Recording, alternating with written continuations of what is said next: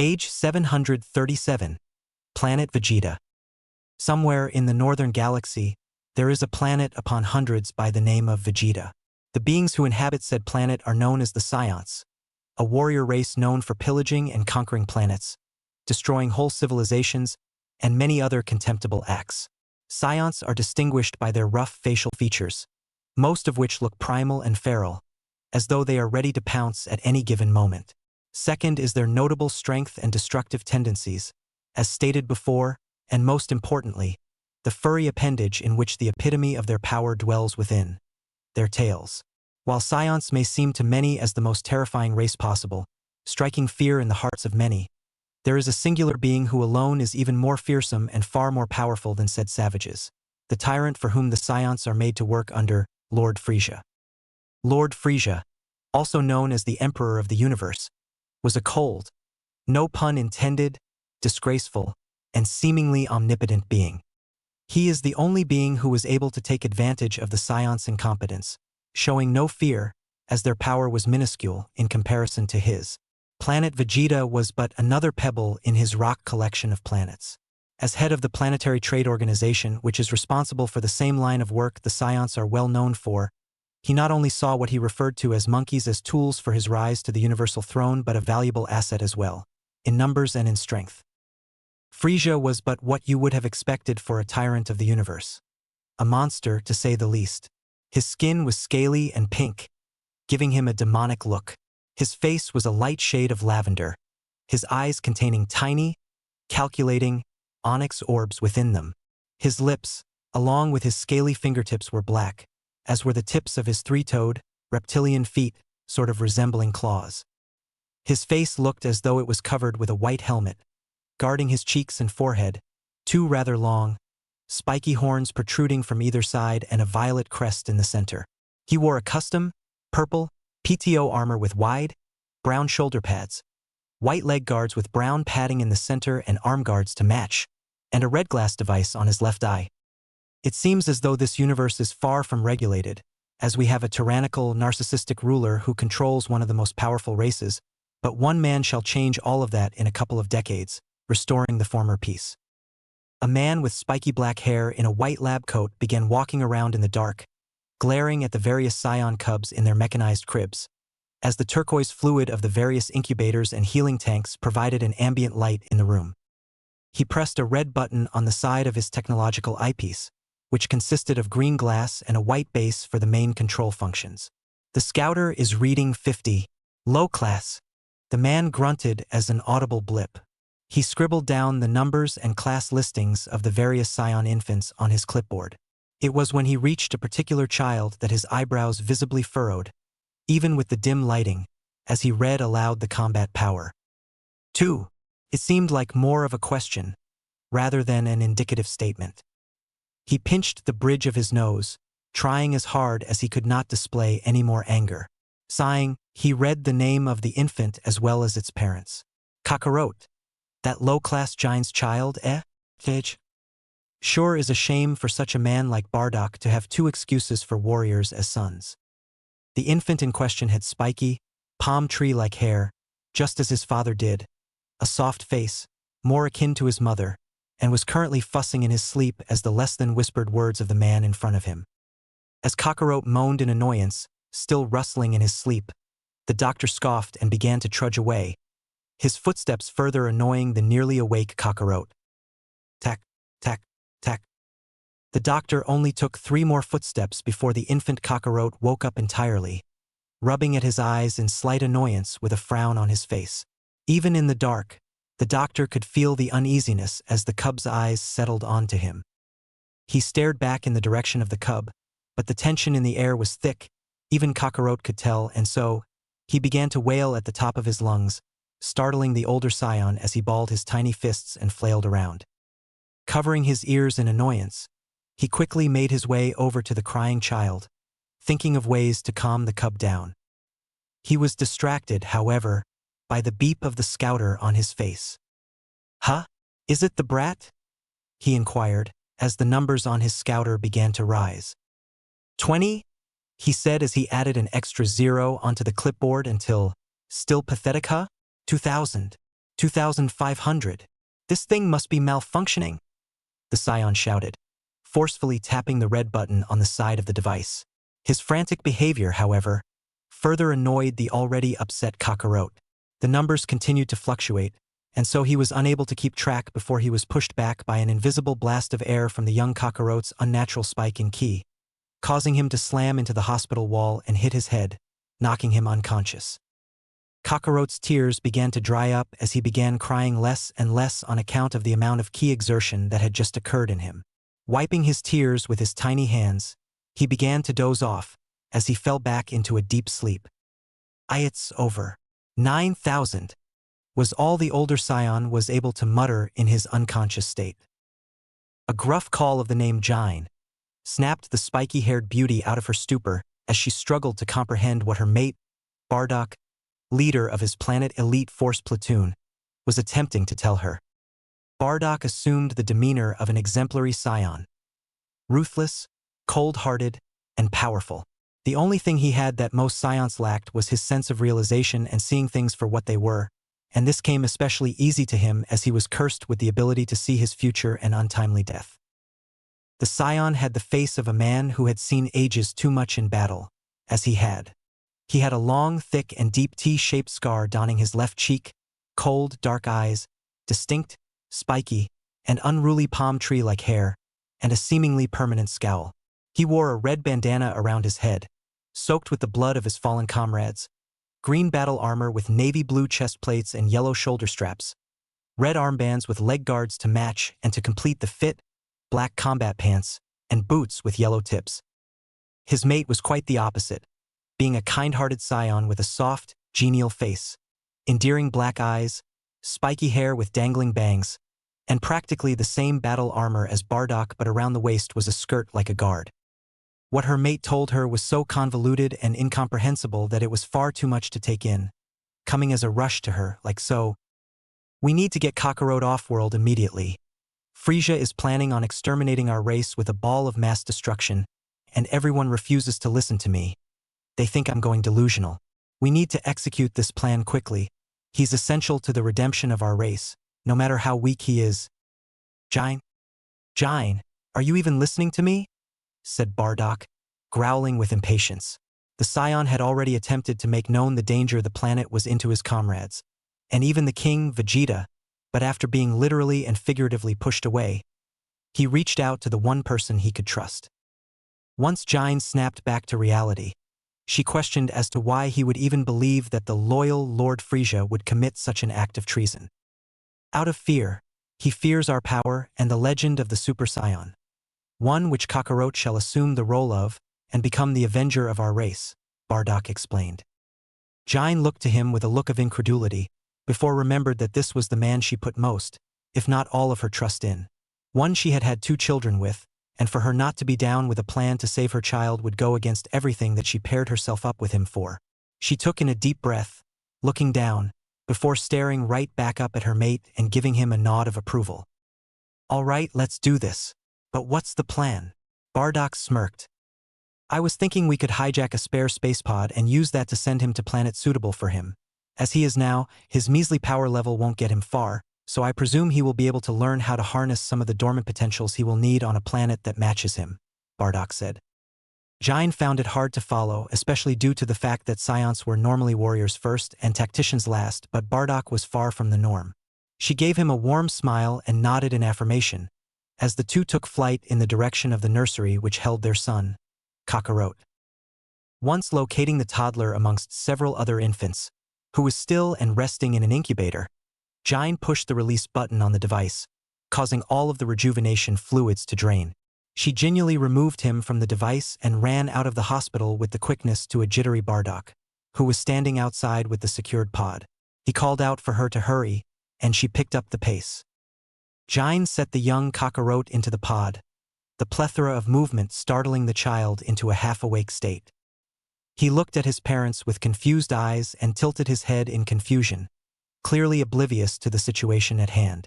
Jine shed a tear at the innocence that his whole demeanor held, wrapped him in a tight embrace and kissing him on the forehead, causing the young Kakarot to giggle and Bardock to grimace with distaste, mostly at the reasoning for this whole scenario. Kakarot, just know that we love you and we're doing the best we can to make sure you're safe. Just don't forget us. Okay? She sputtered out, her voice continuing to break. Bardock put a reassuring hand on her shoulder and moved towards Kakarot, who started fussing and groping the air in his pod. Bardock unwrapped his headband, gripping it tightly as a flow of memories coursed through him, and tied it around his son's head. The baby simply grunted and looked into his father's eyes with confusion before giggling. This made Bardock's heart clench in sadness, but mostly anger. Anger at the thought that this wouldn't be happening if their ruler wasn't a fucking coward. As close to emotional as a scion could get, fitting for a warrior, was all the older scion could manage before finally saying, "And Kakarot, survive." He then pressed a button within the pod, causing the door to were closed. The baby Kakarot naively placed his small hand on the glass of the pod, an action which Bardock and Jine returned before the ship stated aloud its coordinates and slowly rose up, taking flight. Earth, Planet 4032, Green, 277. Bardock and Jine watched in sadness, Bardock with slight anger, as their son's pod rose into the atmosphere, before blasting off in a flash of white light. Jine put her head into her hands and began sobbing. Bardock placed a rough, yet caring hand on his mate's shoulder, and began stating his plan of single-handed rebellion to her. She gave him a look as to say, "Are you insane?" but knew it would be fruitless to stop him and for Bardock to do much, but she decided to let him go ahead, as she knew his pride was large enough to strengthen his resolve and thus make his mood unshiftable. Bardock grit his teeth as he flew up with great speed into the atmosphere, breaking the sound barrier in the process with the amount of ki that was released. He bobbed, weaved, and blasted his way through the various PTO soldiers that made an attempt to stop him in his endeavor to reach the tyrant Frisia. The latter sat with a smug look in his levitating chair, his two most loyal guards at his sides, Zarbon and Dodoria. Frisia pointed a scaly finger in the air as a small ball resembling a supernova began to form. The attack continued to expand until it became a third of the size of planet Vegeta. He cackled with mirth, yelling, "Take this, you damn monkeys!" before pointing his finger in the direction of Vegeta and releasing the massive supernova in the direction of the unsuspecting planet. Bardock charged an energy wave in the palm of his hand, crackling with energy, exerting as much of his ki into the attack until it formed in his hand triple the size of normal. It was still a dwarf to Frisia's ki, which causing Bardock to growl, but not to falter. No matter, he still made the attempt to release it in the direction of the massive ball of destruction. But his rage turned to astonishment seeing his most powerful attack be engulfed by the larger mass of ki. With a solemn look, he watched the inevitable occur as the supernova continued in his direction, the intense heat of the attack slowly melting his armor and disintegrating it before it scorched his skin, turning its peach color to red as the smell of burning flesh reached the ozone. Despite the situation at hand, Bardock managed to smile at the vision what looked to be an older Kakarot facing off against Frisia as the scion, along with his planet, became engulfed by the ball of destruction, causing a massive explosion in the chasm that was the universe. Thousands of deaths took place that day, but a legend in the making was born. Frisia, unknowing of his future demise, smiled with glee as he successfully exterminated all, to his knowledge, of the blasted scions. "What?" came the shout of a startled, yet irate Nappa. He was currently purging a planet but was perturbed by some horrific news. The tall scion wore elite-class battle armor that simply varied from the lowers with gold padding. He was a subordinate of Prince Vegeta and former general of the Scion army, was currently fuming in anger over an apparent message that was relayed unto him through his scouter. "What are you yelling about?" inquired a young Prince Vegeta, son of the late King Vegeta, as he sat on a rock. He was nearly the spitting image of his father, besides age, of course. He had his trademark spiky flame-haired look, with two spiky bangs hanging over his forehead. He wore armor similar to that of Nappa's, but rather than black undergarments, he wore bright blue and had the addition of a silky red cape that looked far too big for him, clipped to the white chest plates of his armor. To complete the outfit were white combat gloves. Nappa visibly sweat-dropped, complying to his prince. "Forgive my outburst, my prince, but word has begun to spread that planet Vegeta suffered a collision with a massive meteor." Vegeta raised a single eyebrow, but didn't so much as bat an eye to the statement, scoffing instead. And in the process, it was completely destroyed by the subsequent explosion, Nappa said in a dejected tone, attempting to hide the hurt he felt at the thought of losing of dozens of comrades as well as his whole race. Well, go figure, was the only reply the prince gave as he turned to the side. Raditz, he called out. Yeah, Vegeta? Was his response, as a long-haired scion child that looked about his age began to walk over. His armor was that of a low-class scion, and so instead of gold padding and white chest plates, the colors were brown and black respectively. The shaggy-haired scion made his way over to the young prince. Didn't you have a weakling younger brother that was just born? Was he killed too? The prince asked, showing a lack of concern in how rude he came off. Raditz shook his head, saying, Mother told me that he was sent off to a planet called Earth. Since his power level was so low, my father had to send him to a planet with habitants that were equal to his strength. Vegeta hummed in response, assessing the information for later use as he remembered his own little younger brother, also cast out for being so weak a tarble. He pressed the communication button on the side of his scouter to disable anyone from hearing the following conversation and urged the other two scions to do the same. Well, now that our numbers are cut by a couple thousand, Vegeta began as he grimaced, we'll have to begin a small scion allegiance with the ones who are left. Raditz, your cousin, Tulls, he wasn't caught in the explosion as far as we know. Contact him as soon as possible, we need to regroup, he said as he earned a nod from the long-haired scion. In 20 years' time, we'll retrieve Raditz's brother Kakarot to join our forces. To me, it seems like there's more to the destruction of Vegeta than meets the eye. Meanwhile, on a faraway planet known as Earth, a green goblin-like creature standing atop a massive white, floating platform dressed in white royal garbs leaned over a wooden staff in deep contemplation before saying, Popo, it is time to gather the Dragon Balls. A faint, yes, Kami-sama, was his only response to the figure with the kanji for God on his robe. Kakarot's Scion space pod soared across the galaxy at a blistering pace, the child within said pod being forcefully strapped up by the device into his seat, before a virtual reality device attached itself to his face and temples, as a pink gas filled the surrounding area, serving as a sleep toxin. It would be a long few months. During said months on planet Earth, a dark figure began hopping and skipping above dunes of sand, seemingly with no effort, showing no signs of being affected by the unrelenting heat of the desert. This was Mr. Popo, the same Mr. Popo who was previously demanded to gather said Dragon Balls. He hummed to himself as he came to a halt, his short stature making him seem not too intimidating, but the look on his face showed centuries of battle, as did his clothing. It consisted of a maroon vest with a gold trim and matching gold rings around his arms, baggy white pants, held up by a red strap with red-pointed one-toed shoes to match. To complete the outfit was a large white turban atop his head with an aqua-colored jewel crest in the center. His outfit was akin to that of a genie, but his dark, tar-colored skin and plump, red lips made him look like quite the unsettlingly creepy genie. Genie or not, he was still on a quest, and bent over, rummaging his hand through the sand before he felt a solid, cold and rounded object. He pulled his hand out, and when it emerged from the sand, what he held was a lustrous, orange-colored orb with 6 crimson-colored stars, in the form of a hexagon surrounding one star in the center. This was a Dragon Ball. Mr. Popo's face lifted in delight as he smiled to himself, content with his conquest complete, as he called for his magic carpet to retrieve him and return him to point A. Within a matter of seconds, a maroon-colored carpet came flying towards the genie, as he hopped up, allowing for it to fly underneath and sweep him away at immense speeds. I have done it, Kami. I have located and acquired the 7 Dragon Balls, meaning you shall be able to return to your former self. Popo thought to himself, feeling ecstatic, as he placed the orb in a brown sack on his hip. Popo made it back to the floating, white platform in a matter of seconds before hopping down in front of Kami. The latter allowed a smile to form upon his wrinkly features as he thanked Popo for gathering the balls. In front of him lay 7 of the orbs resembling the one Popo had acquired, each with a series of stars from 1 to the 7th, which had just been collected.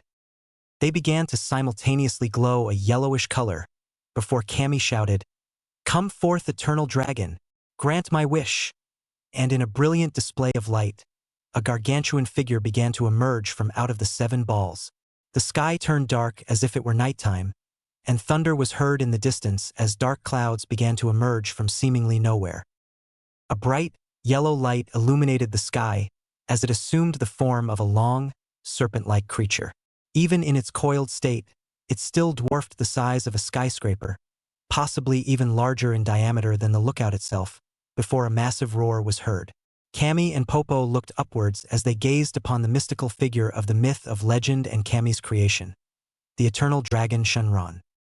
The features visible were the dragon's massive, brown antlers, pointed teeth that were sharper than the world's finest dagger, jagged, scaly skin, scarlet red eyes, short, in comparison to himself, gargoyle-like feet with 4 toes, 2 long, flowing whiskers, a massive snout with crescent-shaped nostrils and swaying, green hair on his cheeks.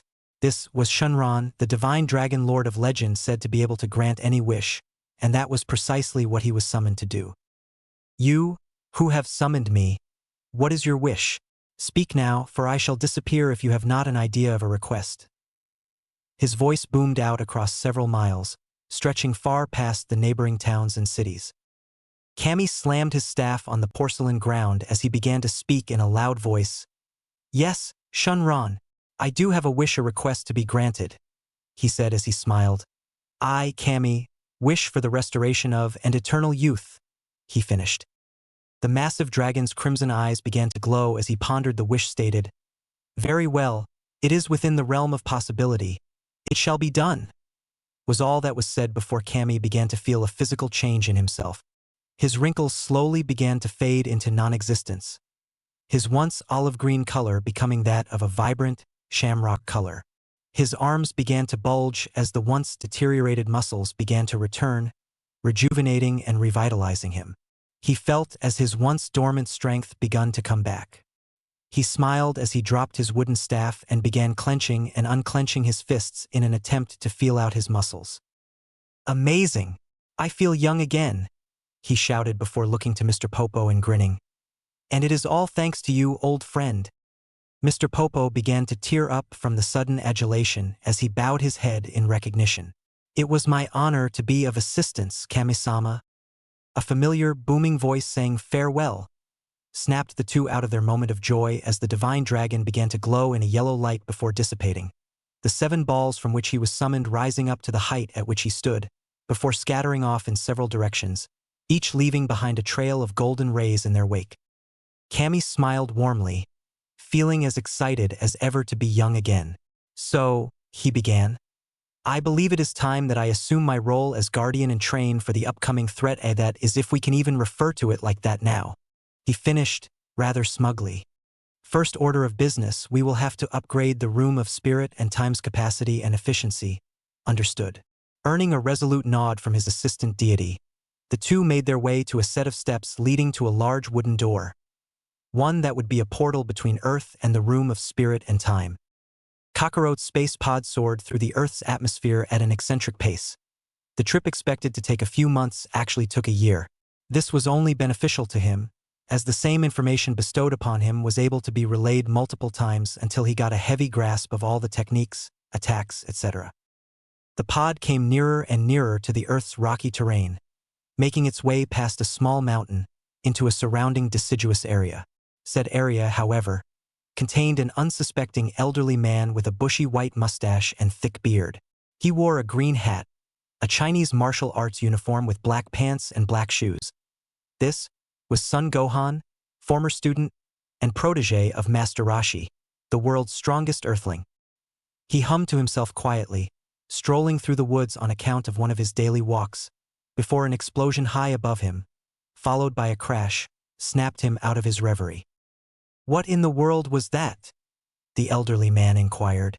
What he didn't know, however, was that it was something off-worldly, and his encounter with this off-worldly being would change his life forever. He ran through the trees, down a dirt path, leading to a clearing where he saw a deep smoke being emitted. Through the smoke, he was able to decipher that whatever had crash-landed created a massive crater at least 15 meters in diameter and 7 meters deep. He shielded his eyes, waiting for the smoke to dissipate, causing him to cough lightly. After a few seconds, the smoke cleared, however, and what lay in front of Gohan's eyes left him stupefied. A white sphere, possibly the size of a car, lay in the crater and dense in its material. Gohan rushed into the crater, getting close to, but not too close to the sphere. He was halted when he heard a whirring noise coming from it. Accompanying the noise was a hatch on the sphere which began to descend. A distinct creaking noise was heard as a figure within the sphere became visible. Gohan's eyebrows raised in curiosity as the figure began to emerge. Kakarot gathered his senses, easing himself from the turbulence experienced by the crash, as he grabbed the outside of his pod, using it as leverage to lift himself up and out. Gohan was surprised to see that a child who looked no older than 2 years of age emerge from the apparently extraterrestrial device. Could this be an alien? He thought. He looks no different from the average human toddler. The toddler in question was dressed in odd clothing, to Gohan at least. He wore a black, white-trimmed battle armor chest plate, with a dark green stomach protector, green shoulder straps. Around his wrists were crimson-red wrist guards. His lower half mainly consisted of black, spandex, combat pants, crimson-red thigh guards, as to match his wrists, and black combat boots. On his face, he wore a green scouter, a device unknown to Gohan, and a crimson-red headband beneath the spiky bangs of his black, palm tree-like hair. His features were soft, yet contorted to give him a displeased look. His cold, dark, onyx eyes stared hard at the old man, who stared back at him in awe and slight unease. Behind the toddler, swaying back and forth in what seemed like anticipation, was a brown, furry appendage that Gohan recognized as a monkey tail. How bizarre! At the sight of a being other than him, the toddler settled into a traditional Saiyan battle stance. Seeing this, Gohan thought quickly and attempted to appease the boy before he did anything irrational. Collecting himself, Gohan cleared his throat and put his hands behind his back as to show he meant no harm. Politely, he said, "Hey there, little fella. My name is Son Gohan. What's your name?" He tried to force down his nervousness as much as he could, making sure to be as amicable as possible to the young Saiyan, before seeing said toddler become more at ease and drop his stance. His feet were spread only a few inches apart, just to make sure if any sudden movements were made he was prepared, and he lowered his arms to his sides. Gohan earned a grunt in response and a low growl of, "Kakarot." Gohan raised his eyebrow, not quite catching what the boy had said. "Can you repeat that, please? I didn't quite catch that." This seemed to make the child's eyebrow twitch in annoyance as he grunted and spoke up, his voice much clearer now, as he shouted, "Kakarot!" Gohan recoiled a bit by the sporadic change of tone, but settled himself and smiled warmly. "Well, it's nice to meet you, Kakarot.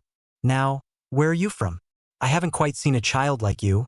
What with the clothes, and—" He gulped nervously, before saying, "Tail on your back." Kakarot snorted. Was his warrior race this that unheard of that he had to explain why he had a tail to begin with and of his background? "Well, about 1 year ago, I was sent off of my home planet by my father, Bardock, in an attempt to save me from imminent doom. You see, a tyrant named Frisia, the most powerful being in our universe, feared an uprising of my now fallen race, by his hands of course, and so he blew up the planet on account of his fear. My parents, more so my father, wished to save my life and aid me in starting anew on this planet, telling me to learn from its strongest people and such. So what he did was use a refugee pod, as you can see here, as he pointed in the direction of the white sphere, and programmed it to inform me of the situation, techniques that he knew of, how to perfect and implement them, things like that. I was also educated to whatever extent possible by my father, who was only able to provide so much information, living among such a dystopian society. And so now I'm here, on planet Earth." As Kakarot finished telling his story, he looked down with a look of sadness, still mulling over the fact that his father sacrificed everything for him to survive. He then concluded to himself that he would do his best to fulfill his father's wish and looked back up to see a frozen Gohan. He was shocked, to say the least. With every last piece of information being relayed unto him, his eyes would widen more and more as he felt remorse for the child, and anger towards such a selfish being. Feeling sorry for the young boy, he thought of something that he would be able to do in order to help him out. He felt no ill will coming off of the boy, rather, confusion which Kakarot misconstrued by himself as anger. He could also sense the dormant potential that lied within the child, as he was no older than 2 or 3, and yet had nearly a third of his power from what the elderly man could sense. A light bulb lit in Gohan's head as he came up with a solution. He would train this boy, assisting him in achieving his goal, teach him about the world that was his new home, and once he had no more to teach him and he was more trustworthy, he would be allowed to go out into the world by himself. Yes, it was settled. Gohan would be taking Kakarot in as his grandson. Kakarot, the elderly man called out to the child, who in turn looked up at the elderly man with a questioning look. How about I take you in, assist you with the training that you so very much desire, and provide for you what I can during your stay here on Earth? Well, what do you say? The elderly man asked, smiling at the boy with genuine kindness in his voice that even Kakarot could sense. Contemplating the offer, Kakarot soon decided that he would oblige, as the opportunity to a free home, food, and a master was just what he needed, especially the first benefit. Before doing so, however, he pressed a red button on the device that rested on his ear, as the eyepiece of it began to beep as a set of numbers displayed on the screen. Kakarot aimed the device towards Gohan, as the man in question asked him what he was doing. I'm using my scouter to register your combat power. Your power level, if you will, he said as if it was obvious. Gohan seemed confused at first but deciphered that it was most likely a device to analyze his strength. Smirking, the old man clenched his fists and scrunched his face in concentration. Following so, he raised his ki by a slight margin, causing the scouter to settle onto 70? Isn't that far above average for a human? Gohan smiled modestly and nodded, causing Kakarot to smirk. So not only are you rather strong for your age and race, but you concealed your full power as well. Teach me how to do that, old man. Gohan. Gohan, Kakarot repeated. Please, teach me how to attain this type of power. I want to get started immediately. Gohan was happy that the child had such enthusiasm, but was questioning whether or not he was ready, especially at his age. Hey, but first, Kakarot began, waiting until he had Gohan's full attention. I want to spar with you, just to see where I stand in comparison to your power. Gohan gave the boy a light smile before asking, Are you sure you're even old enough to fight me? I'll have to go easy on you either way, Gohan asked haughtily. Kakarot scoffed in response. Are you sure you aren't too old to fight? Kakarot retorted. Gohan chuckled and shifted into a stance. He slowly spread his legs about 3 feet apart, raising his left arm in a defensive stance, while the right rested as a fist upon his hip. So be it, then at Kakarot. Kakarot bounced up and down, rolling his shoulders as he did so, and when he ceased jumping, he set himself into a traditional Saiyan battle stance. Now you're talking, he shouted. As the two stared each other down, sizing the other up, they both took in all of the other's formation, analyzing closely to see any slight deviations in the other's stance. At noticing Gohan's foot shift slightly, Kakarot lunged forward in a burst of speed. He raised his leg in position for a kick, and within a second was a mere inch from hitting Gohan before the old man grabbed the foot with his left hand. Gohan was caught slightly off guard but focused on tightening his grip as much as possible, as he tossed the boy up into the air. Kakarot soared up a couple of 100 feet, surprised by the immense strength the old man displayed, but righted himself and looked towards the ground. He was surprised to see that Gohan was nowhere in sight before he heard a whip behind him and quickly turned his head to see Gohan readying himself for an axe-head strike. Kakarot acted quickly and proceeded to perform a roundhouse kick that hit Gohan in his side, causing him to fly a couple of feet away, giving him enough distance to collect himself. Gohan winced at the slight pain but righted himself as the two fell victim to gravity and readied for the impact. They both landed lightly on their feet, and at the very instant they made contact with the ground, they lunged at each other, clashing forearms, both wincing at the sting of the impact. The two of them smirked at each other, before jumping back and indirectly agreeing that that was enough for now, as they began to walk in the direction of Gohan's home. The walk was rather quiet until the old man was broken from his thoughts by the rumbling of the child's stomach. Gohan chuckled and motioned for him to follow hurry up, to which the child gladly obliged. And as we continue to my home, tell me all you can about yourself, Gohan stated, keeping his eye on the path. Kakarot, several feet behind him, obliged and began to inform him as much as he could about himself that he had not said already. Gohan reasoned that he would educate Kakarot in as much as he could about the Earth to the best of his ability. While limited, he was able to instruct him at a young age in the basics of mathematics, history, and science, which Kakarot had an aptitude for, much to Gohan's delight. He wasn't just a brute after all. They would spar daily, Gohan making sure not to use too much of his power, but quickly realized this was not the best option, as the kid adapted more as he battled. And so, over the next 2 years, Kakarot would continue to, along with Gohan, discover more and more about himself. Kakarot had informed Gohan that he would transform into a very disastrous monster at the sight of the full moon, and Gohan made a suggestion.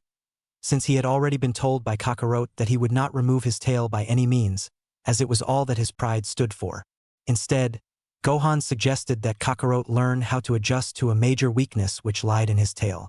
Whenever they would spar, Kakarot would begin to give in to his primal instincts in the heat of battle, and due to this, his strikes would get more and more out of hand, more powerful with each blow, and Gohan noticed that if his tail was grabbed, he would faint, thus making him lose all his power. Well, here on Earth, we have a form of spiritual and mental practice known as meditation.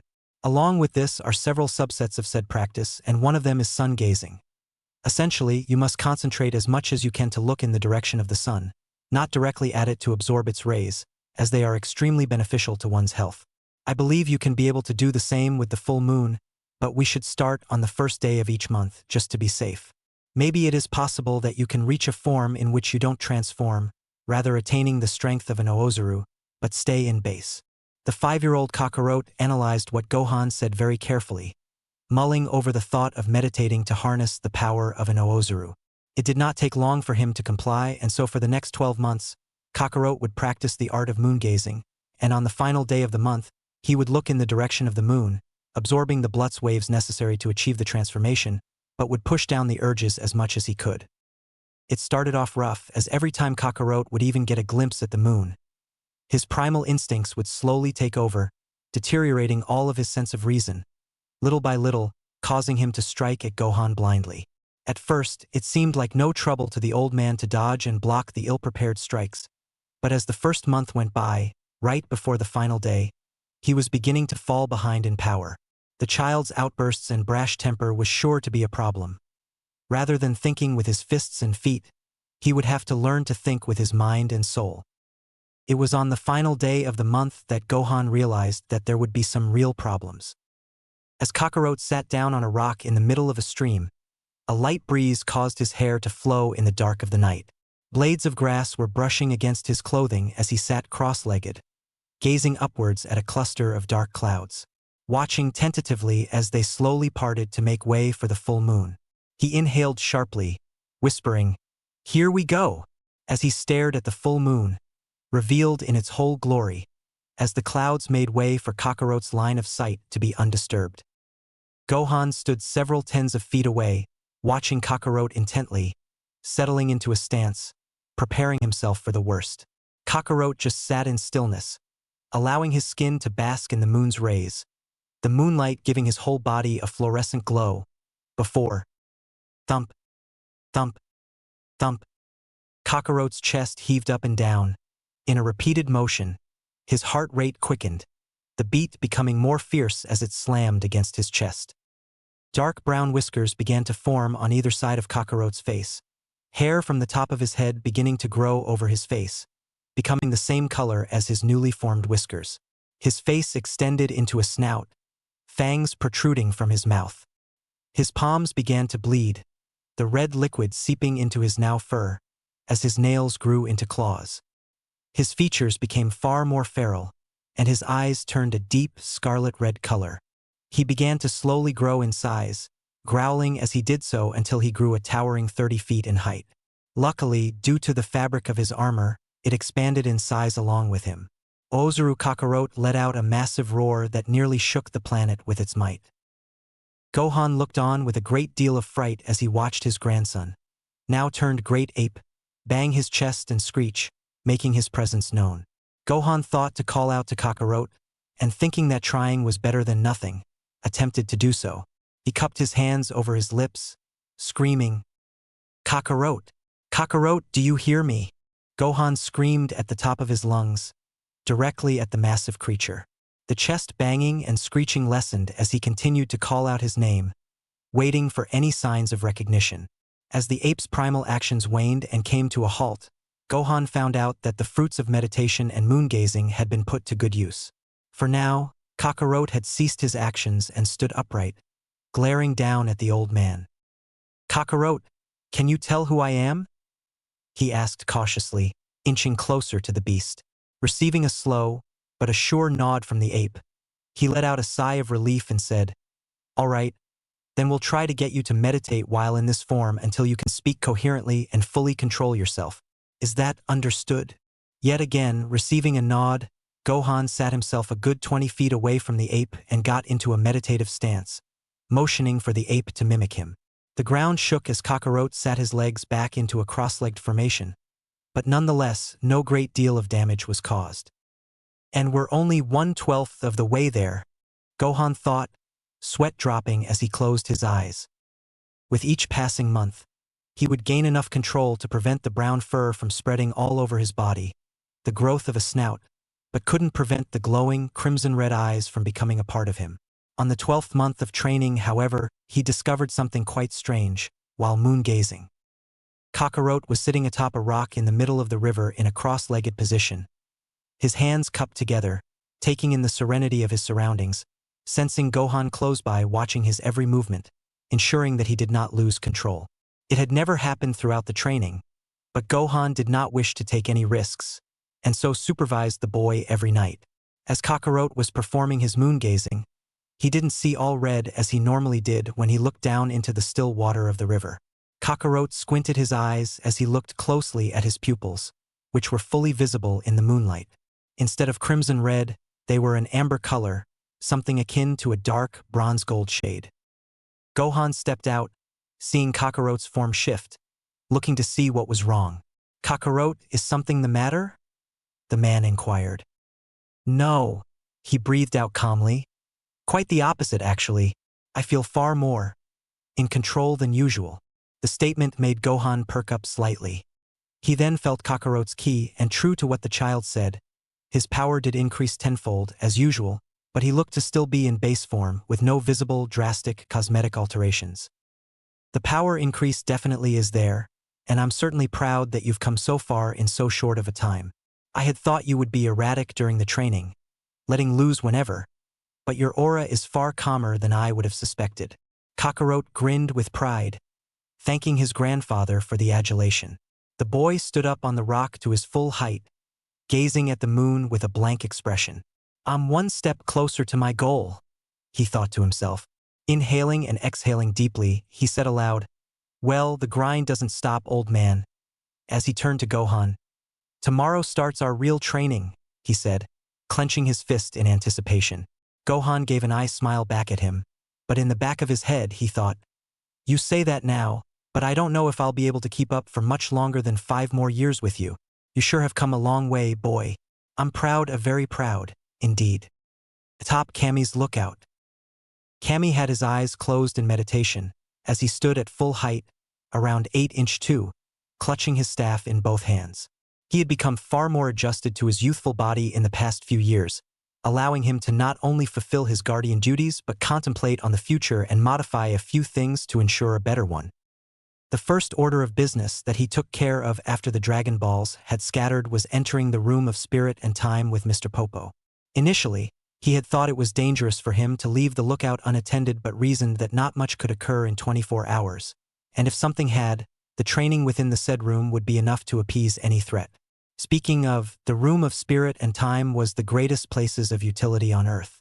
One could attain the power of training in a year on the inside in the equivalent to a day on the outside. Entering the room would reveal to anyone that inside is simply an infinite, white, iridescent void in all directions.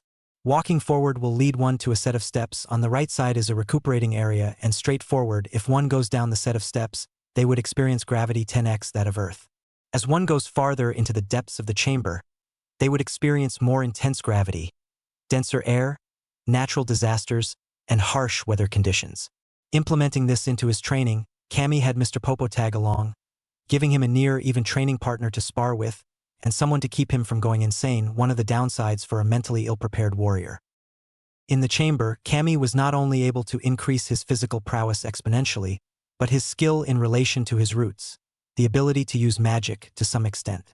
Upon exiting the chamber, he felt the drastic increase in power, and to examine how far he had come, he upgraded the usage of the time chamber, reaching a power that allowed him to modify the chamber to the point that one could enter it a limitless amount of times, with the drawback, more so benefit, of not aging past 7 years in the chamber. He was also able to strengthen the usage of the Dragon Balls to 4 wishes, 3 if one were to use another to revive multiple beings, and one can make a duplicate wish an infinite number of times. Mr. Popo, clearly not having potential akin to that of a god, was able to attain a drastic power increase, but mainly refined his techniques as well as mental and spiritual prowess, tapping into various skills he didn't even know were lying within him. As Kami told him that soon, his most powerful successor would be under his guidance in a matter of years, Popo made it his goal to be able to fulfill that duty to the best of his ability. "Popo," Kami said aloud, garnering the attention of the assistant deity. "Years from now it will be time, and I want us to be prepared for that day. That is the main reason I am doing all of this." Kami waited for a response from Popo, and when all he received was a silent nod, he continued. "We do have 7 years left, so I want this to be specifically geared towards intense meditation and scouting out potential allies to defend the planet. Is that understood?" After hearing the plan laid in front of him, Mr. Popo didn't even need to think before he obliged to Kami's wishes, allowing himself to continue with his daily gardening. He adduced that this would be the most placid form of meditation, meaning he could continue with his number 1 hobby. "Oh, and Popo," Kami said, "tell me what you know about Namek." With a smile that extended from ear to ear, Mr. Popo gladly obliged. It would be a long 7 years. 7 long years had passed since Kakarot had begun to train under Son Gohan. Throughout this time, he was able to learn and perfect many different techniques, create variations of his own, and simply learn as much as he could about anything and everything within reach. He was able to completely master his Super Oozuru form, as he liked to call it. He realized that his strength was mainly displayed during the nighttime, and so he concluded that it would be rather troublesome to only be at maximum strength during one period of the day. He had remembered that his father created a technique called the Blitzball, essentially an artificial moon. The main source of the power that Science obtained from the moon was a form of energy called Blutz waves. These are an energy source that is emitted from celestial bodies such as a full moon or the Earth itself.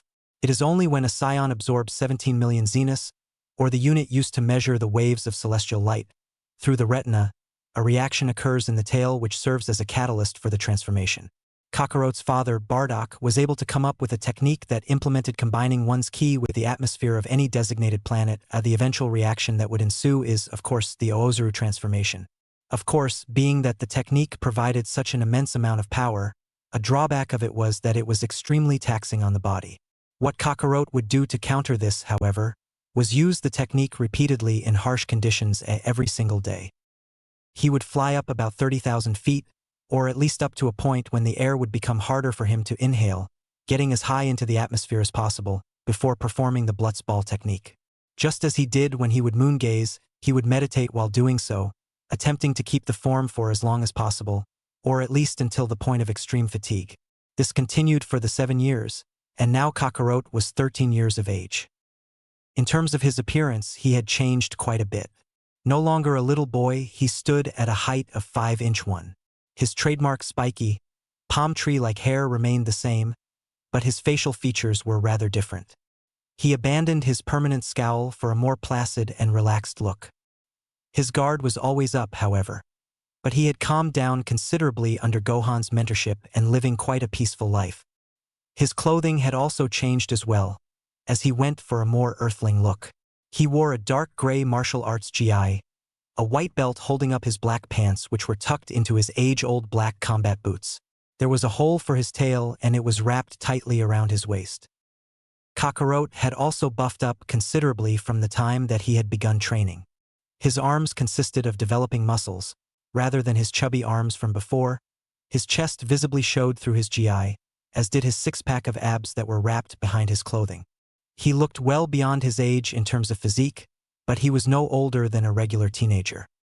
The boy in question was currently standing in a stream, His pants rolled up above his knees, as he heightened his senses and focused deeply.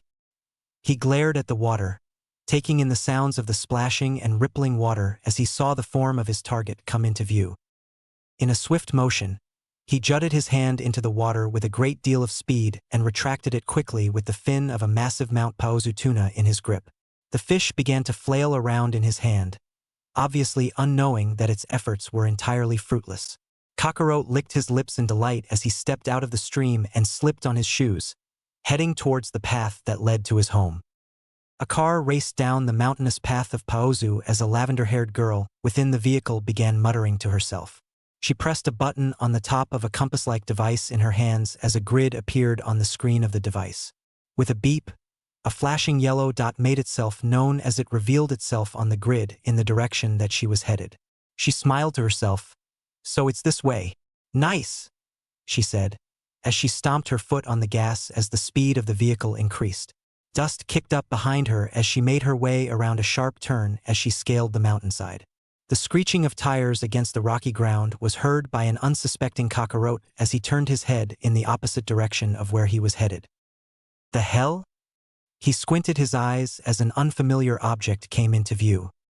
He was able to make out the figure of a female, her gloved hands gripping a wheel tightly with a determined look on her face, her lavender, braided ponytail flailing in the wind as she sped towards him. To Kakarot, everything happened in slow motion, but to the girl in the car, she was driving far too quickly before she noticed the figure of a boy walking on the path. She gasped as she slammed her hand on the horn as she began to shout, "HY, get out of the road!" she screeched at the top of her lungs. Kakarot took notice of this but showed little care. He shifted his figure to face the car completely as he glared in the direction of the vehicle. Shit, so he isn't going to move, the girl thought to herself as she inhaled deeply, readying herself to slam her foot on the brake before she felt herself come to a complete halt. She was nearly flung forward through the windshield as her car tipped forward. It stopped mere inches in front of the boy and she braced herself for impact before the car slammed its tires on the dirt road. She was in a slight daze but collected herself to glare at the cause of her problems.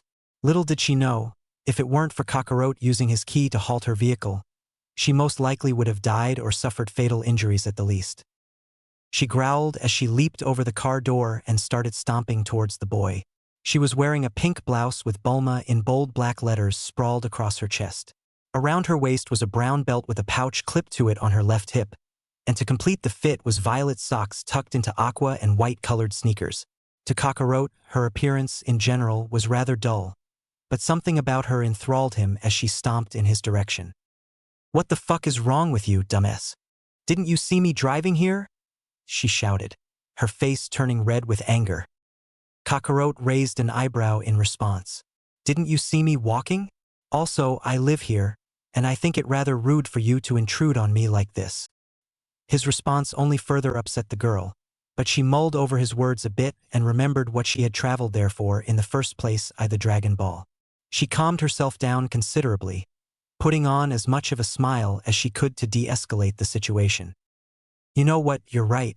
It was my fault for speeding in the first place, so I apologize," she said as sincerely as she possibly could. If this boy feared not even a car collision, then there must be something about him she was unaware of. She bowed politely and waiting for a response.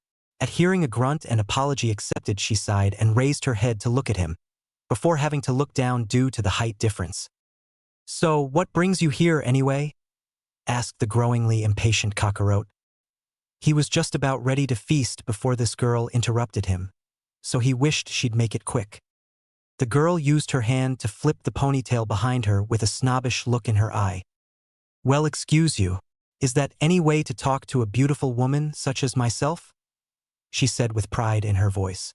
Kakarot's sweat dropped and gave her a bored expression, causing her to snap back to her senses. "Oh yeah, my name is Bulma," she began. "Bulma Brief, and I'm here, 'cause I'm searching for the Dragon Balls." Kakarot quirked an eyebrow. "Dragons? Balls?" he inquired. At the implication, Bulma's cheeks visibly tinted a shade of pink as she gave a frustrated look. She gave out a heavy groan and said, "No, more on a Dragon Balls. How have you never heard of them before?" she asked. Kakarot shrugged his shoulders and urged her to continue explaining. They're mystical artifacts. She began as she reached for the pouch on her hip and began rummaging through. That when all 7 are gathered together, call upon the mythical dragon Shenron, who will grant someone any wish. She finished, revealing 2 tangerine-like orbs in her hands. Each had 2 and 5 red stars respectively. I found one in the warehouse of my home and wondered what it was. For months, I was unable to find out anything from anyone about it, but after doing some thorough research, I was able to find a document that explained what it was and the purpose it served. Or they, you could say. Kakarot leaned over Bulma's outstretched hands and gazed at the objects as a gleam shone across them. A light bulb lit in his head as he remembered. I have one of those, it has 4 stars, he said in a low voice. Bulma, hearing this, began to get excited. She quickly shoved the 2 balls back in her pouch. That's what I'm here for. My dragon radar picked up a signal that there was one on this mountain. At Kakarot's confused look, she explained that it was a device she created that facilitated locating the balls. He mentally noted that the girl must have been quite intelligent to have created a device such as the latter, and so his curiosity got the best of him. You must be pretty smart then, huh? To have created something so useful, he said, unknowingly waving his tail around behind him, which didn't go unnoticed by Bulma. Yeah, she started, as she stared at the furry appendage behind the boy. Something like that, she trailed off. What a dumbass. Attaching a fake monkey tail to himself, he probably thinks it's cool. She visibly smirked and Kakarot asked, something funny? With a rather serious tone. She waved him off, a bead of sweat trailing down her temples as she waved her hands. No, it's nothing, she said with a nervous chuckle. So, how about you take me to your Dragon Ball? She stated, more than asked, as she clasped her hands together with a grin. Kakarot snorted and said motioned for her to follow him, as they walked up to the path towards Gohan's hut. Once they reached the wooden door entrance of the humble house, Kakarot opened it up and said, "Wait here," as he went inside and walked up to a porcelain pedestal with a violet cushion atop it. On the cushion rested the Dragon Ball. This one had 4 stars on its surface and a silver chain attached to it. The ball was clipped to a part of the chain. Kakarot bowed in front of it respectfully before lifting it with care and placing it over his mess of hair as it dangled around his neck before beginning to walk back outside. Yo, he called out, gaining Bulma's attention. Here it is, he said, pointing to the orb around his neck. Bulma stared at the chain with awe and began to grin widely before running up to him, bending down to chest level, aiming to grab the orb that rested around his neck. She was stopped by the firm hand of Kakarot grabbing her wrist.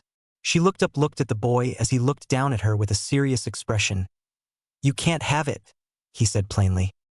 Bulma freed herself, albeit difficultly, from his grasp. But why? She sputtered out, confused as to why the boy wouldn't comply with her wishes. Because, he began as he looked down at the artifact. It's a memorandum of my grandfather. He passed earlier this year, and this is the most valuable possession he left behind. He didn't care all that much for materialistic things, but he trailed off before he was cut off by the contact of Bulma's hand resting on his shoulder. She gave him a sad smile and said, I understand, but how about this? We'll collect all the other Dragon Balls together, and you can hold on to your ball until we make the wish. Then you can keep your ball. Deal? Bulma tried her best to keep up a caring facade, hoping that the boy would fall for her ruse. He doesn't need to know that the balls scatter across the earth after Shenron is summoned. Kakarot donned a serious expression for a split second. And you don't need to know that I can read the minds of those weaker than me. But I digress. He feigned a sigh and rolled his shoulders, causing Bulma to retract her hand. I guess you're right, and my grandfather wanted me to explore the world anyway. I don't know enough about humans as it is, and you are the first Earthling female I've ever seen in my life, he said. Bulma took on a curious expression upon hearing human and Earthling before the boy continued. Oh, and my grandfather always told me to be nice to girls, and I don't believe I ever told you my name, it's Kakarot. Bulma's expression changed from curiosity to that of slight respect. Your grandfather sounds like he knew what he was talking about, Kakarot, she said as she smirked at the thought of his name. Sounds like a vegetable. Also, what type of name is Kakarot? The boy in question scoffed, crossing his arms over his chest. Are you in a place to talk? Your name literally means underwear, he retorted, ignoring Bulma's annoyed expression. And it happens to be a Scion name, mind you. I mean, I'm not a human after all, so I wouldn't have such a silly name like yours. Ignoring his jab at her name, she looked at him with a stupefied look. Wait, you're not human, an alien, rather? You're a Scion or whatever you said? At Kakarot's nod, he said something that confused her even further. You want to see the ship I was sent here in? Bulma's eyes nearly bulged out of her sockets. SH ship? As in spaceship? Why didn't you say anything before?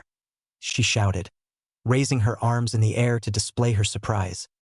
You never asked, he deadpanned, and it wasn't the topic of the conversation. Bulma scratched her head and gave a nervous chuckle. Yeah, whatever, she said before gaining a serious look. But this could be the discovery of a lifetime. I mean, I am a scientist after all, she said with pride, puffing her chest out and sticking her nose in the air. Kakarot was quite surprised at her interest in his pod, confirmed that she was intelligent, most likely a scientist too from the sounds of it. Wait, what's your profession? Bulma grinned at his question. I'm glad you asked. I'm an aspiring scientist, a genius, a model, that one was a joke, she said. Kakarot remained unamused.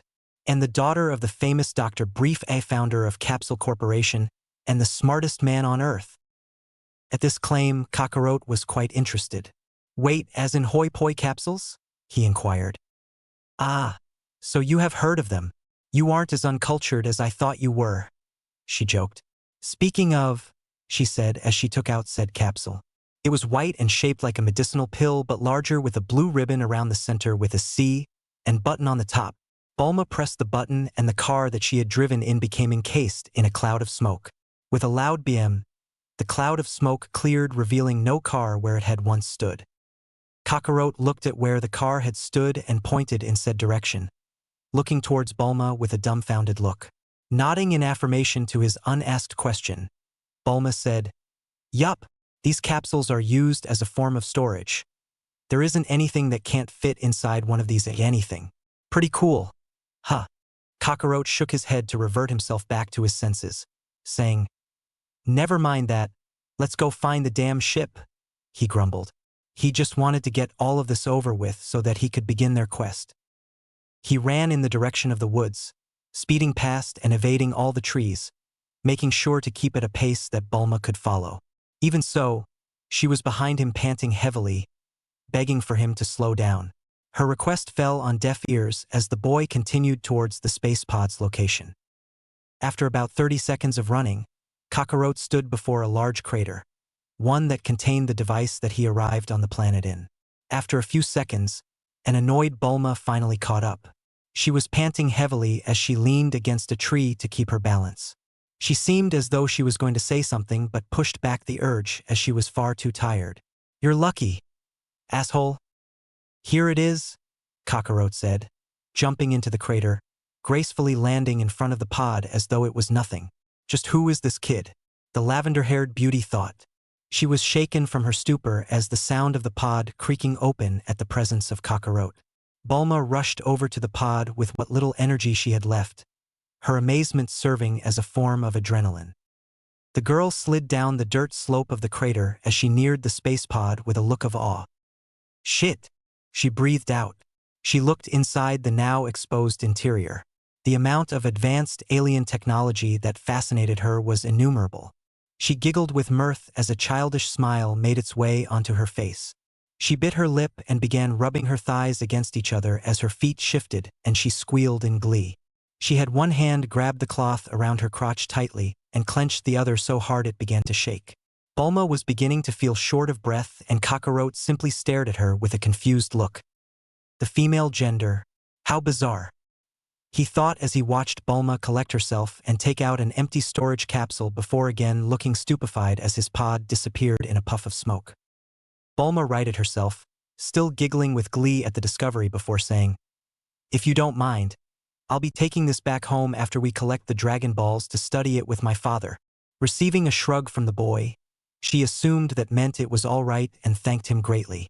Kakarot seemed indifferent before he felt something soft touch his cheek.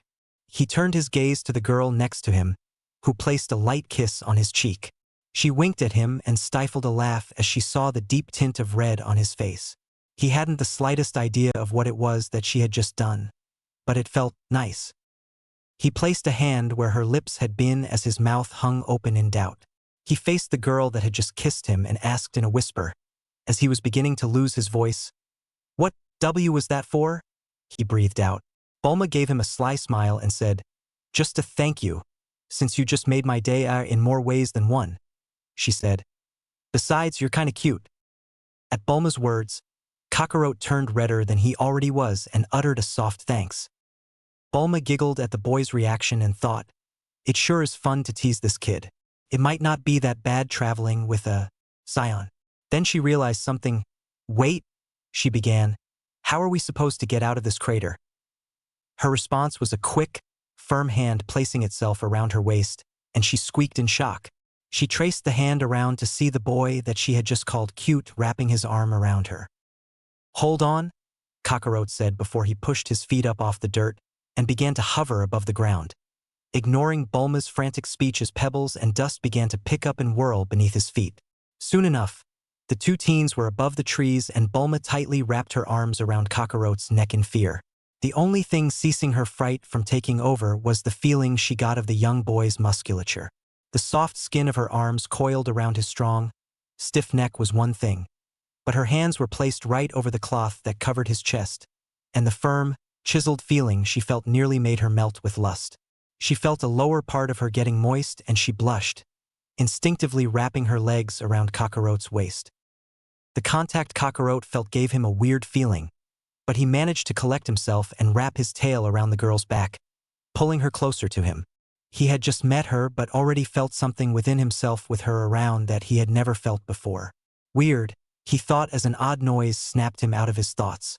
Bulma, who currently had her eyes closed shut, was moaning softly in Kakarot's ear. He was shocked, to say the least, but didn't get the chance to say anything before. Was all he heard until he felt Bulma's legs, wrapped around him, grinding against him, her crotch area moving up and down on his hip. Kakarot had an unidentifiable expression on his face, but the redness of his face was an obvious telling of his embarrassment. Shit, was the last thing he heard Bulma say before he felt a moistness trail down Bulma's thighs which began to seep through his GI and on his skin. Bulma stopped shifting herself onto Kakarot before slightly convulsing and moaning in delight. "Kakarot," she whispered to the scared, more or less, boy. "Take me," she said. Confused, Kakarot asked, "Where?" "To my house." Bulma gave a slight groan, slowly fluttering her eyes open, saying, "Never mind," rather annoyedly. "Just gather anything you need with you and let's go." Oblivious as to why the girl was so annoyed, Kakarot shook his head and started flying towards his hut. After grabbing his belongings, which consisted of his battle armor, which he placed in a brown sack on his back along with a red-colored staff with gold rims placed in a wooden scabbard. With a string attached to it, he placed it over his head and placed it around his neck. Bulma, who sat with one leg over the other atop a rock, wondered what was taking the boy so long. She pondered it for a bit, and thought that her outburst was unjustified and was going to apologize to him for whatever, but her pride prevented her from doing so, so she continued her facade of annoyance. Hearing a door close, she looked up to see Kakarot, ready and raring to go. "You finally ready?" she asked in an annoyed tone. Kakarot nodded. "Yep, let's go." And so Bulma hopped off her rock before asking, "You want to fly or go for a ride?" Kakarot smirked. "Whichever brings you more pleasure." Bulma's face scrunched up in anger, but she still trudged towards the boy and latched onto him in the same position as before. "Just be ready, fly 15 kilometers north, monkey boy." "You'll regret saying that," Kakarot said before he took to the skies at a breakneck pace and faced north before saying, "Hold on tight," and grinning. Kakarot's spiky hair blew wildly in the wind as flew through the skies at blinding speeds, a smug smile on his face as his arms were set at his sides. Lying rather uneasily atop him with her arms and legs wrapped around his neck and waist was a screaming Bulma. It wasn't extremely comfortable of a spot lying on the boy's back, as the staff on his back rested in between her breast and irritated her stomach, but it was the best she could manage. Bulma just continued screaming, however. It was not that out of fear, rather, one out of excitement. "Woo-hoo!" yelled the lavender-haired girl. "Shit! This is fun!" Her ponytail waved behind her wildly, and she could barely see anything due to the intense speed, but her screaming was cut off by Kakarot. "Wait a minute," he said, scanning the ground beneath him as he saw a rock moving along a dirt path in the direction opposite of where they were headed. "What the hell is that?" he asked, pointing at the moving rock formation. Bulma raised an eyebrow as Kakarot began to slow down his flight speed. "Why does it matter? We aren't going on a quest to go rock watching." She was cut off as Kakarot began his speedy descent towards the moving figure. "Shit."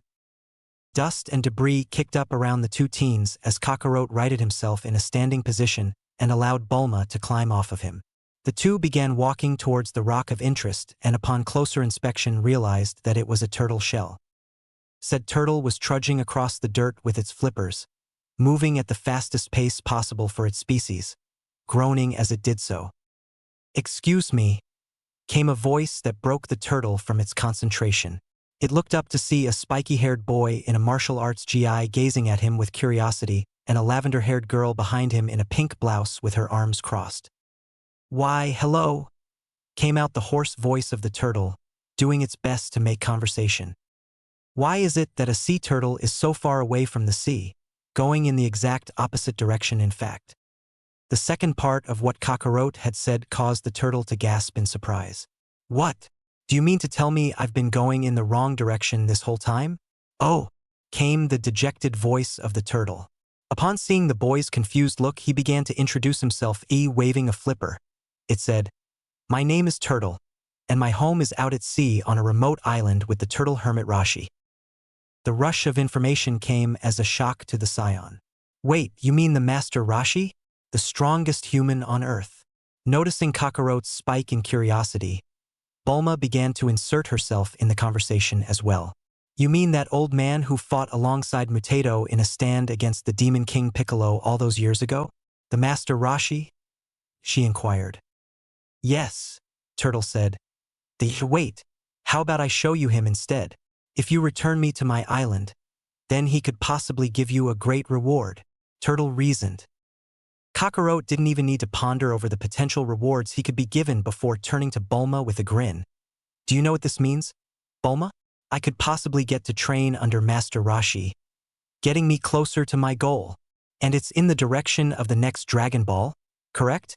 Bulma gave a slow nod, as if she already knew what he was getting at. "Then, it'd be killing two birds with one stone," he said with a determined smile.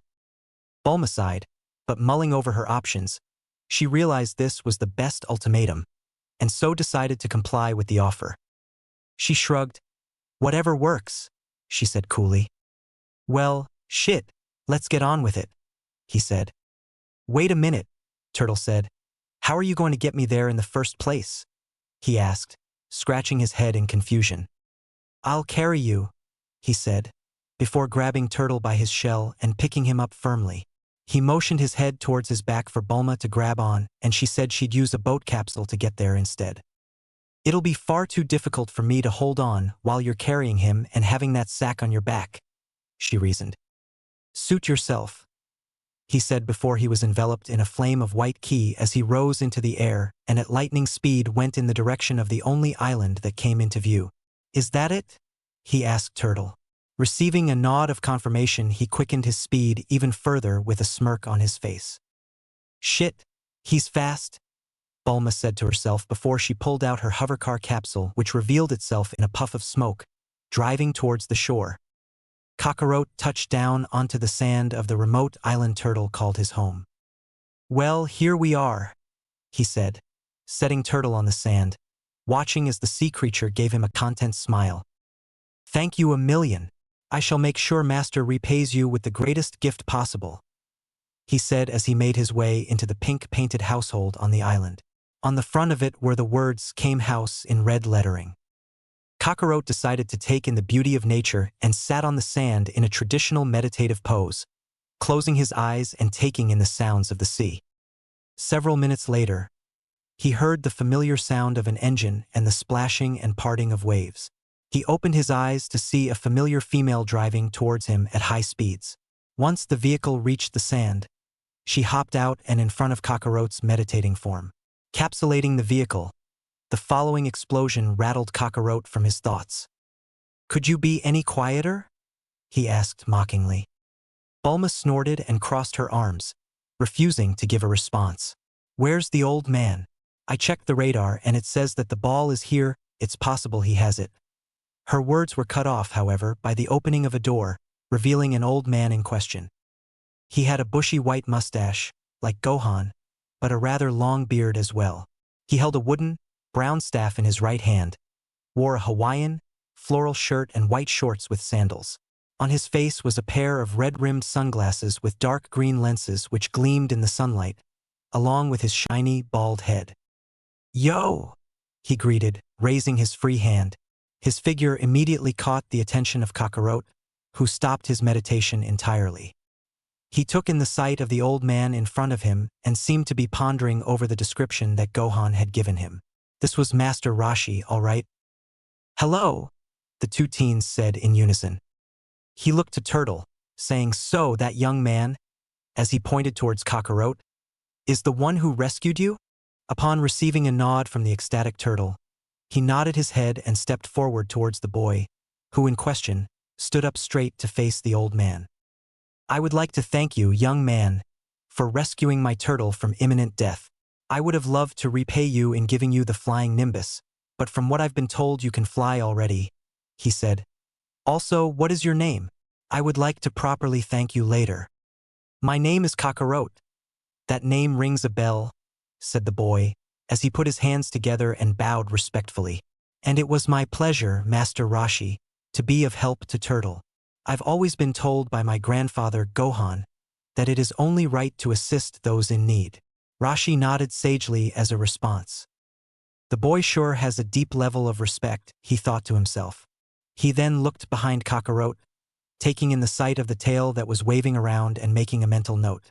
Looking past that, he saw the figure of Bulma and immediately gave out a deep chuckle, appearing in front of the girl in seconds, moving with such speed that left Kakarot speechless. "Ehe, and pretty lady, might I ask what your name is?" he asked with a lecherous grin. The girl unaware that behind his shades, Rashi's eyes trailed up and down her body. Visibly shuddering, she said, "My name's Bulma. Nice to meet you," she said rather skeptically, before noticing something dangling around the old man's neck. "Wait a minute," she said, grabbing the object in question. "Kakarot, this is it at the 3-star ball," she exclaimed, pointing at the orb with a smile.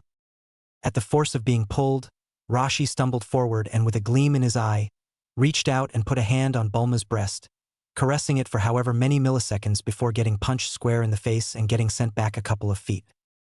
Upon hearing his name called, Kakarot walked over to Bulma, only to have to dodge the incoming Rashi who had just gotten attacked for attempting to cop a feel.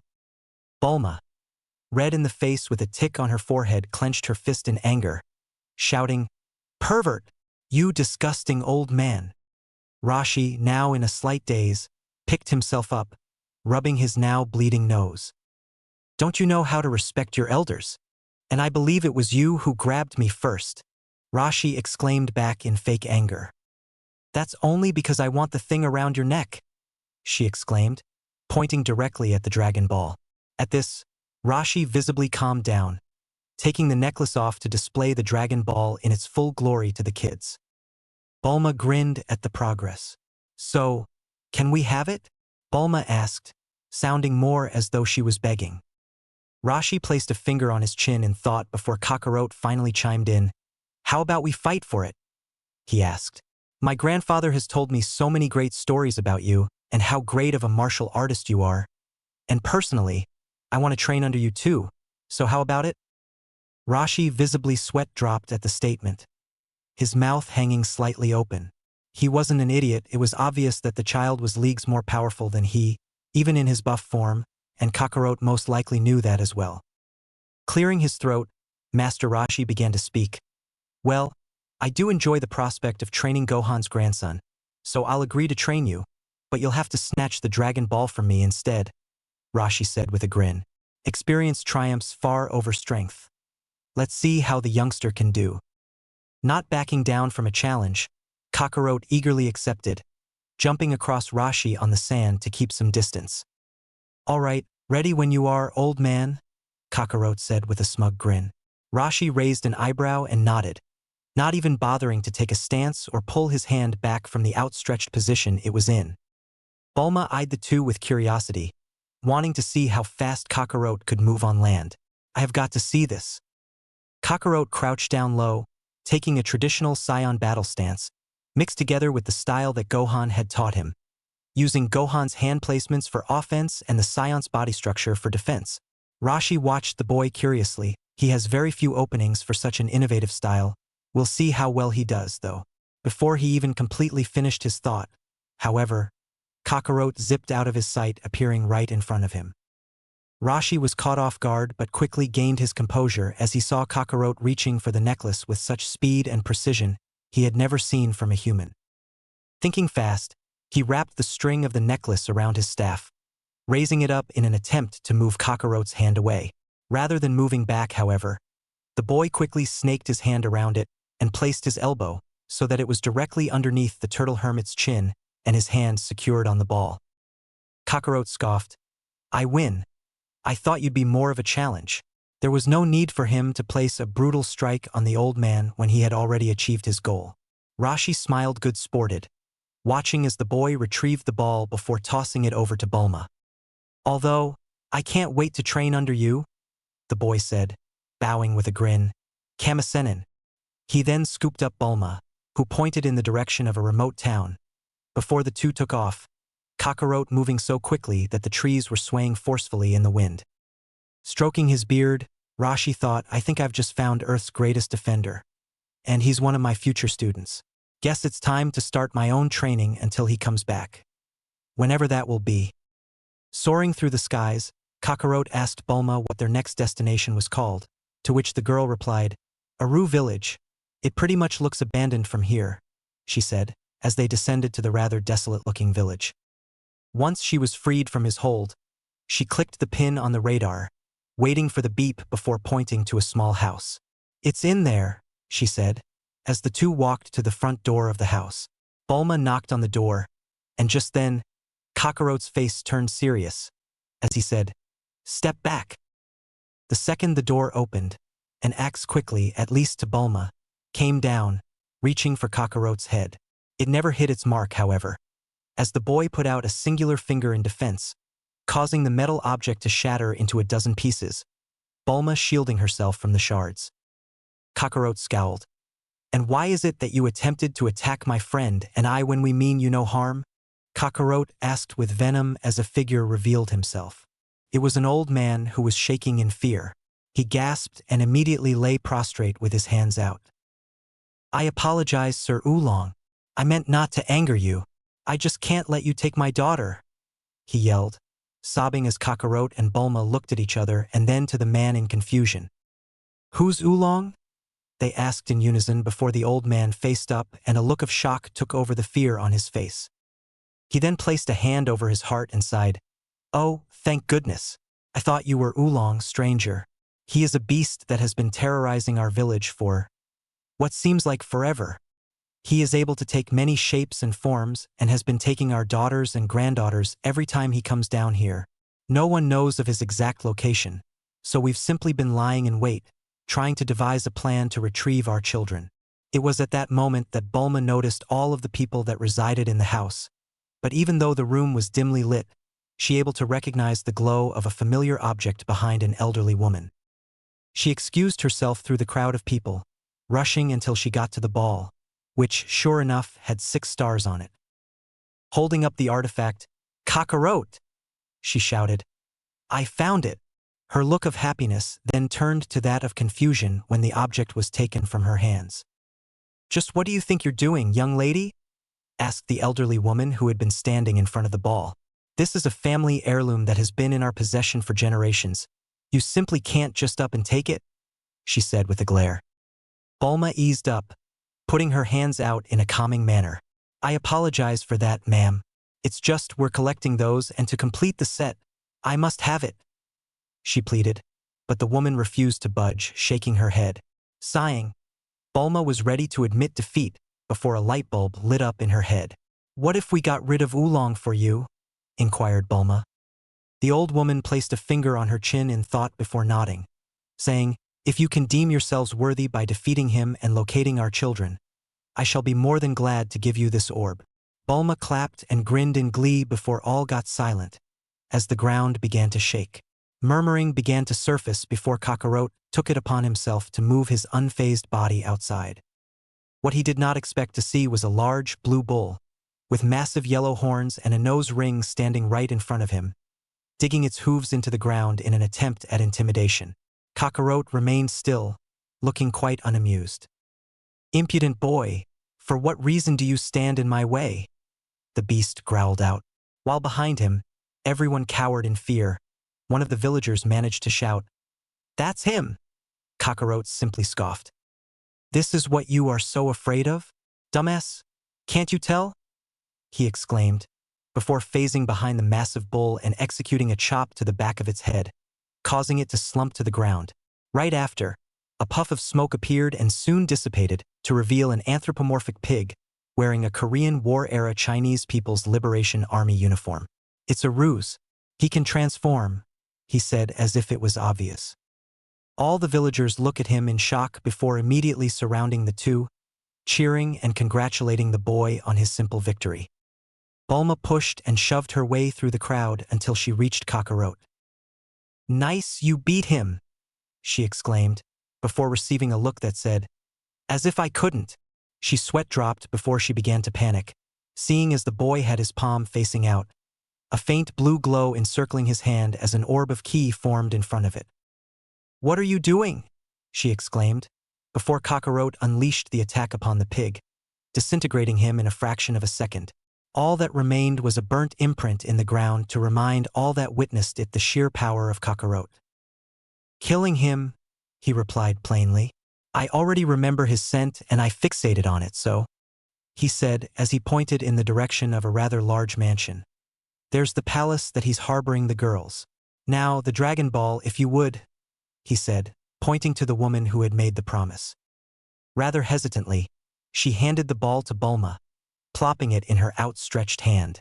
The amount of silence and tension had built up so much that Bulma quickly placed the ball in her pouch and waved to the crowd, whispering in Kakarot's ear, Let's go.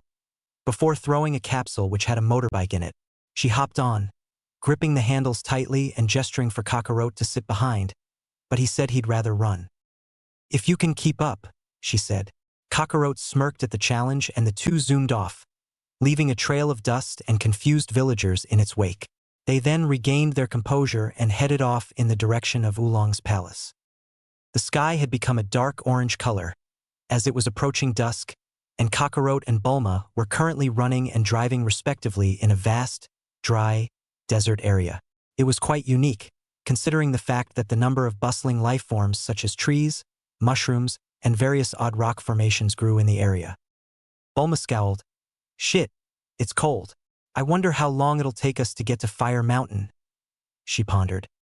Just then, Kakarot sensed an above-average power level approaching but continued running. Whatever or whoever it was chasing them would just have to catch up. Stop whining so much, Kakarot said. At our speed, we'll be out of here in no time. Bulma grumbled but continued driving, nonetheless. Several minutes later, Kakarot and Bulma were able to see the geography shift as well as feel the climate. It went from freezing cold to scorching hot in a matter of milliseconds. Kakarot and Bulma came to a halt as they were immediately able to guess what was the gargantuan edifice known as Fire Mountain. The two stared in awe as the immense heat washed over them and the massive castle encased in flames loomed over them. Even in the near dark, the flames partially lit up the whole sky. The might of the mountain was immeasurable. Damn, Bulma said, fanning herself with her hand and tugging at her collar. It really is extremely hot over here, considering we were just in the desert. She clicked the pin on the radar. Blip. She began sweating even more than she already had been, but out of nervousness. It's in there, she said, quivering. Kakarot raised an eyebrow. That shouldn't be a problem. All we have to. He was cut off as a massive figure started charging at him with its arm drawn back.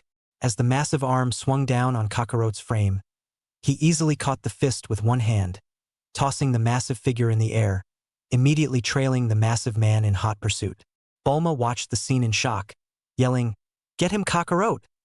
Not even noticing that there were two figures hiding behind a tree, watching the whole scene unfold. Kakarot floated right above the figure, grabbing its massive red cape before gravity did its job, causing the giant to dangle at the seams, thrashing about with no apparent progress being made. "I won't allow you thieves to steal my treasure," came out the deep, gravelly voice of what sounded like a middle-aged man. Kakarot took in the sight of the man. He wore a gold helmet with two horns protruding from the sides and a blue feather on top. He had a thick, dark brown beard, adding to his already grisly-like appearance. On his torso was a coat of armor that was indigo in color with two yellow stars and a gold protector going down the middle. Around his waist was a massive turquoise cloth wrapped tightly by a white sash.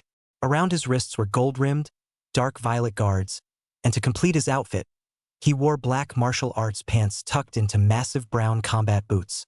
He looked rather idiotic, but Kakarot could sense that even this man was far more powerful than Rashi. Ignoring the comment about stealing the treasure, Kakarot asked for the man to give him one reason not to drop him and allow him to meet death. Because a true martial artist shows no fear in the face of danger. And also, he said, detaching his cape from his armor to free himself, because I wouldn't die. The giant of a man began free-falling down with such great speed on account of his weight, that Bulma had almost no time before she could dive out of the way of impact. When the man touched down, he had caused the whole ground around them to shake, causing all but him to lose balance and fall on the ground. He had created a massive crater and his boots were lodged into the ground, but he remained unaffected. The man looked up and grinned at Kakarot. The latter simply threw aside the cape that was still in his hands, allowing it to gracefully float down, as he smirked and flew back down, encasing himself in a white aura that dissipated as quickly as it was formed. "Boy, you are rather impressive," he boomed out, reaching for something behind his back. He revealed a one-sided axe with gold, worn-out hilt. "But this is the end of the line." Bulma, now on the ground crawling backward, was about to speak up when she was cut off by Kakarot, who began chuckling. "It's been quite a long time since I've had a challenge for a sparring partner, but sadly you won't prove to be any match for me," Kakarot said before phasing behind the man. "Ox King," came out in the form of a whisper before Kakarot whipped his tail in the back of the man's head, immediately knocking the oaf unconscious and sending him flying and through a tree, causing a shriek to escape from behind it. Kakarot grinned.